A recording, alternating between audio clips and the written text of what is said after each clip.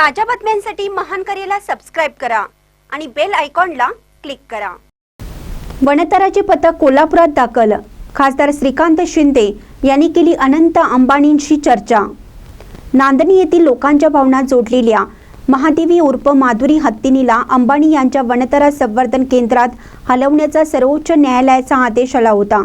त्यानंतर तिला स्थलांतरित करण्यात आलं, पण या निर्णयाविरोधात राज्यात उमटलेल्या जनभावनेची दखल घेत वनतरा संस्थेची टीम तातडीने कोल्हापुरात दाखल झाली।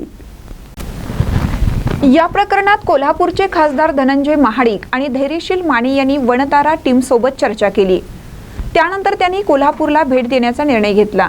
वनताराचे सीईओ विहान करणी, जय पेंढारकर यांच्यासह टीममधील महत्त्वाचे सदस्य आणि दोन्ही खासदार कोल्हापुरात दाखल झाले आहेत।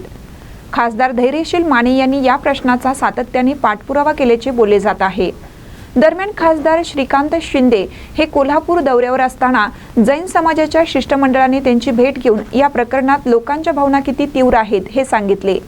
श्रीकांत शिंदे यांनी तात्काळ पुढाकार घेऊन अनंत अंबानी यांच्यासोबत सकारात्मक चर्चा केली आणि वनतारा टीमच्या कोल्हापूर दौऱ्यासाठी चार्टर विमानाची सोय करून दिली।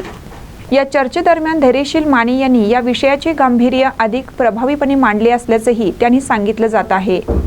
महानकर न्यूजसाठी महेश पवार, शिरोळ।